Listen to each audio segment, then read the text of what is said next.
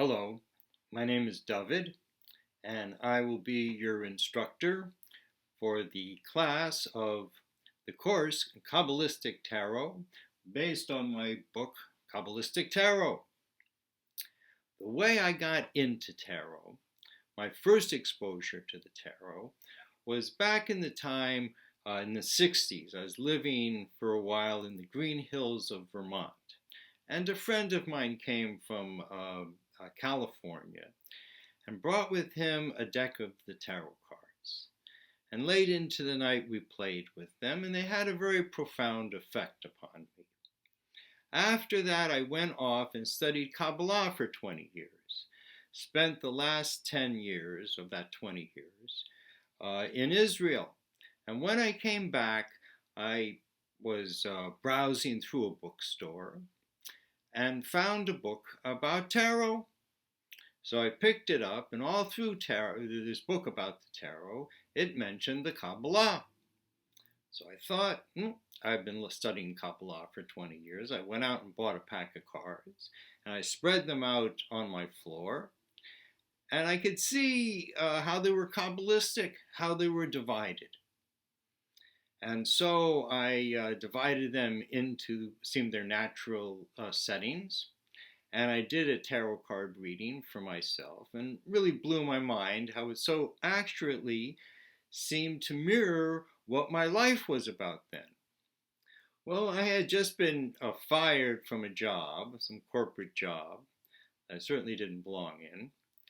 And I took this tarot down. I was living in New York at the time, and I went into Lower Manhattan, a club called the Limelight. I met there with Michael Eleg, and he was called the father of the club kids.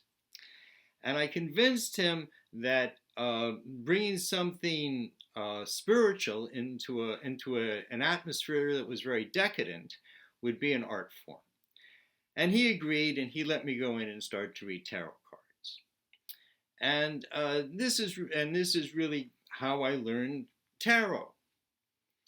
And after some 10 years of reading tarot, I went up to Woodstock, New York. I read tarot there for 7 years, and decided I would put my knowledge into a book because I felt that this comes directly from the source.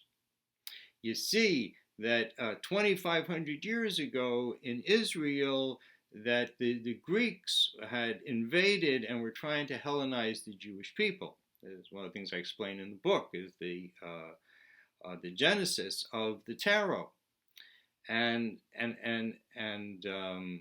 the Jewish people, we weren't into being Hellenized, so we resisted. So as a result, the Greek leader said, all right, you can't study Torah. You're not going to study our stuff. You can't study yours. They came out the next day, and everyone's just kind of laying around, and they asked, what are you doing? They said, we're playing cards. We can't study. We'll gamble. And this was a clandestine way. These are the tarot. This is the genesis of the tarot. Because if you read tarot backwards, it's Torah, which is the name of all the teachings of the Jewish people. So it was a way to clandestinely study, and the Greeks took it back to Europe and went through this iteration and that iteration. But as long as it remained in its basic formation, it was this beautiful vehicle by which to make contact in the heaven, get a message from the heavens. So I always tell people before reading, that this is a spiritual language, and as you choose the cards randomly, that allows your soul to speak. And where is the soul? The soul is carved out of a star, connects to each person through that line of light that comes into the right side of our brain. And through the tarot, since that's a spiritual language, it allows the soul to conduct the hands and pick the cards, and that becomes your tarot card reading. And and just an overview of the course, that there's much information in the course, but basically what I do is break down the tarot cards into 5 decks. One deck is called the Major Arcana, which there's 22 cards corresponding to the 22 letters of the Hebrew alphabet.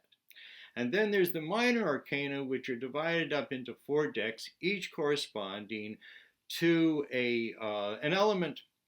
The pentacle is earth. The sword is air.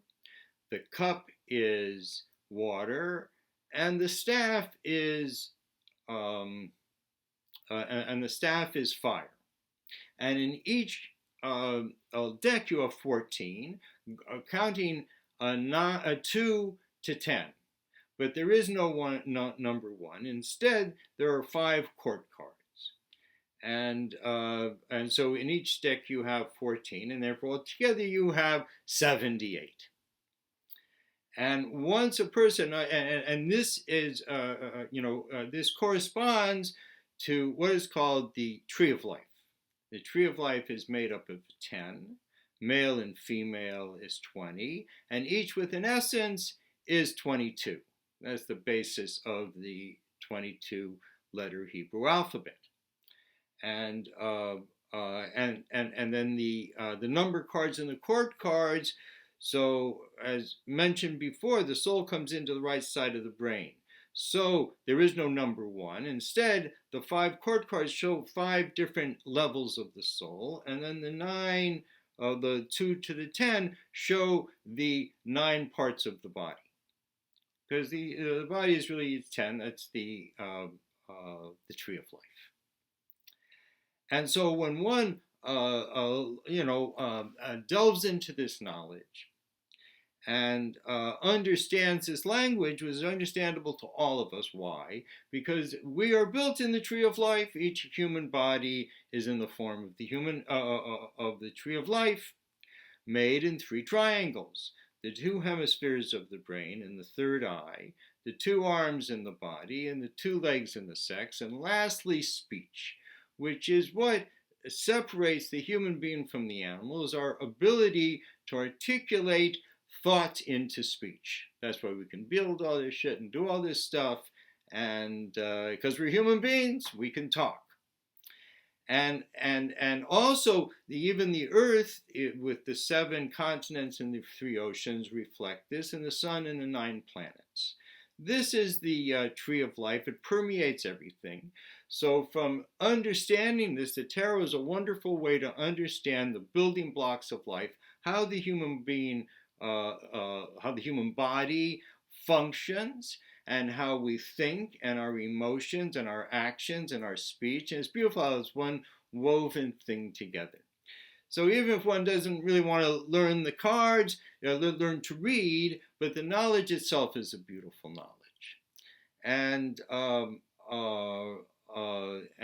the thing is that we're all human beings.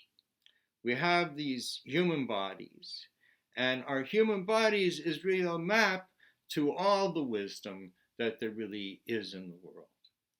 And each one of us, because we come from a different star, so we have a different way of portraying and working with these 10 sphirot, these 10 luminaries, these 10 different elements that make up the human being.